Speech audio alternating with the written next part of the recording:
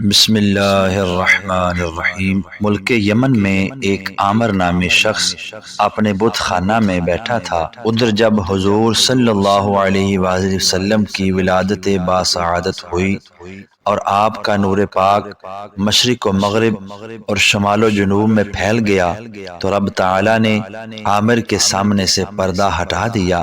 عامر نے دیکھا کہ آسمان کے دروازے کھلے ہوئے ہیں اور ملائک زمین پر اتر رہے ہیں، پہاڑ اور درخت سجدہ کر رہے ہیں۔ حیران تھا کہ یہ کیا ہو رہا ہے۔ اسی اثناء اس کا بت اوندا گرا اور اس کے منہ سے یہ الفاظ نکلے کہ وہ نبی تشریف لے آئے جن کا سینکڑوں برس سے انتظار تھا، جس سے درخت اور پتھر کلام کریں گے اور جن کے اشارے سے چاند دو ٹکڑے ہوگا۔ یہ سن کر عامر جلدی سے اٹھا اور اپنی بیوی کے پاس گیا اور کہنے لگا کہ تم نے وہ سنا جو میں سنتا ہوں؟ کہنے لگی ہاں میں نے بھی سنا ہے، مگر عامر ذرا یہ تو پوچھو کہ وہ کہاں پیدا ہوئے ہیں اور ان کا نام کیا ہے؟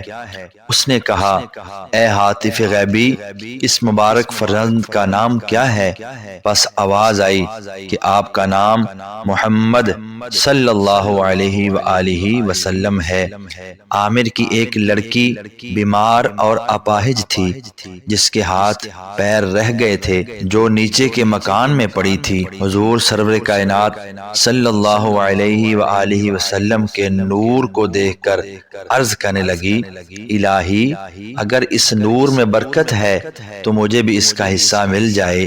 ادھر یہ بات اس کے منہ سے نکلی کہ فوراً اللہ تعالی نے اسے صحیح و سالم کر دیا۔ عامر یہ واقعہ دیکھ کر سخت حیران ہوا اور جلدی سے آپ کی زیارت کے لیے مکہ معظمہ روانہ ہوا۔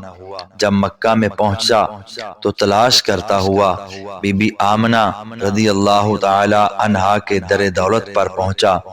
عرض کیا برائے خدا اس مسافر غریب الوطن عاشق زار کو بھی اپنے صاحبزادے کا جمال دکھا دیجئے۔ حضرت عبد المطلب رضی اللہ تعالی عنہ نے حضور صلی اللہ علیہ وآلہ وسلم کو گود میں لا کر دکھایا تو وہ دیکھتا ہی رہ گیا۔ حضور صلی اللہ تعالی علیہ وسلم کے حسن و جمال کی زیارت کرتا تھا، آپ کے قدموں پر ہی اس نے جان دے دی، اور اس طرح یہ حضور صلی اللہ تعالی علیہ وآلہ وسلم کی امت کا پہلا شہید تھا جو آپ پر نثار ہو گیا۔ جی ہیں میلاد کی برکتیں کہ اس بت کی پوجا کرنے والے کو ایمان نصیب ہو گیا، اور ایسا ایمان کہ حضور صلی اللہ علیہ وآلہ وسلم کے قدموں میں زندگی کے آخری لمحے گزار گیا، اور دوسرے یہ کہ اس کی بیمار بچی بھی سرکار دو عالم کے نور کی برکت سے تندرست ہو گئی۔